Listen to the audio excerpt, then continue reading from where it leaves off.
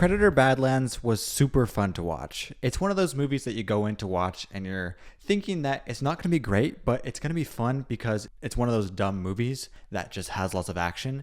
But then it turns out that it actually has a lot of depth to it. And that's what I felt like going into Predator Badlands. I watched the trailer and I thought, this looks like a movie that I would like. It looks awesome, but it also looks stupid. And it turned out to be less stupid than I thought it would be. It actually had a lot of heart, a lot of character development, and it's a classic coming of age story. And I love coming of age stories. There's so much you can do with them. And, I just came of age, or at least I like to pretend that I did. So I love stories like that. Deck, our main character in Predator Badlands, he is off in the Badlands. He's gone to a planet. This planet wants to kill him. Everything does in that planet. There's scary plants, scary trees, scary dragons, and a ginormous monster that he wants to kill and bring back home to his clan to prove his worth. It's a perfect coming of age story. Just like going out to college, you got all these things trying to kill you, kill your vibes, kill your dreams. But no, you will make that YouTube channel. And the movie does a really good job at making the world scary. He lands in the world and there's things that are going to kill him. And it's tense at every moment. You never know when things are going to let up, especially in that beginning scene when he first lands on the planet. You're like, this is cool. This is scary. And the title card comes to that perfect moment. It says, boom, Predator Badlands. And you feel like he's in the Badlands. This is the story. He's going to take on this world. He's going to defeat those monsters. It's just so fun. And you really root for this character too because they build up him in those opening scenes in ways that you just connect with him. And with young characters, coming of age, lots of the times they just make them arrogant. They're arrogant and then they have to grow up and learn not to be arrogant in some of these coming of age stories, like Thor, the like. But he's better than just arrogant. He is determined and he's likable because he's determined. And during those beginning parts of the movie as well, there's not a lot of dialogue. And when there is, it's in their Predator language. So it's very limited and you kind of have to rely on the aura of things. And there's a lot to aura, guys. Aura is awesome.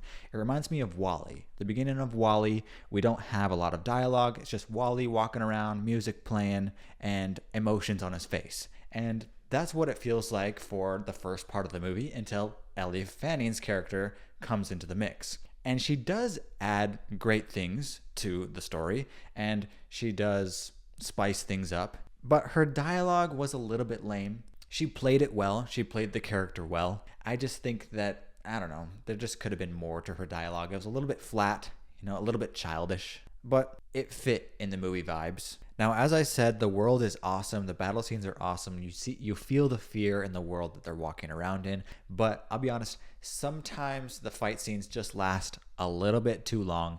It does drag out near the end.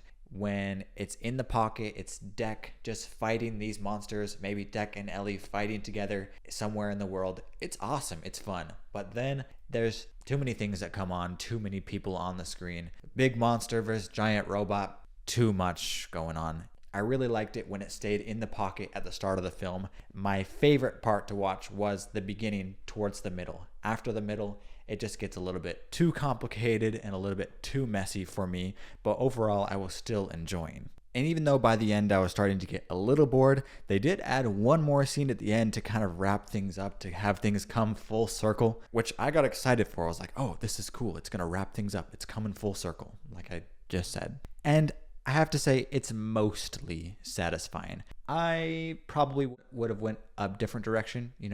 I probably would have went a conversational direction, a speech about the lessons learned in your coming of age story. But instead, there's another fight scene. I did like the animation in the movie, the CGI. It was really fun. It looked clean. I have a problem though sometimes with these action movies where a lot of the fight scenes just happen in the dark. The beginning, there's a cave scene, and then the end, it's all during the night. I like it when it's bright. The CGI in Superman, the new Superman, was fun because it's just bright. And you can make night fight scenes cool if you, make it like dawn or sunset so that you got some light going on. But I don't know, it's just hard to see. I want to see it in all of its color. And there's no reason in the story that the fights should happen at night.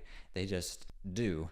So it's kind of sad. I wish I could see things a little bit better. So overall, I had fun with this movie. If you go to this movie, you're probably going to get a little bit more heart, a little bit more depth than you'd think going to a fun action movie, but you're going to get that fun action movie as well. The first half of the movie is better because it stays in the pocket, and the second half of the movie gets a little bit over bloated and a little bit too actiony for my liking, and it has a mostly satisfying ending, and I think you'll have a great time if you go see it. It's got some solid lessons in the movie that you can take home, which I'm not going to give away because if I did, that would be a spoiler. You got to learn those lessons for yourself, either by watching a movie or living life. Anyways, guys, this has been Boltage Bros. My name is Jarom, and I love movies, and I love talking about movies, and I will be reviewing the new movies that come out, so make sure to subscribe so you know what's going to be coming out and whether you think that you would like to go to see them in theaters. Me and my brother Kenny will also be doing a live stream at the end of the month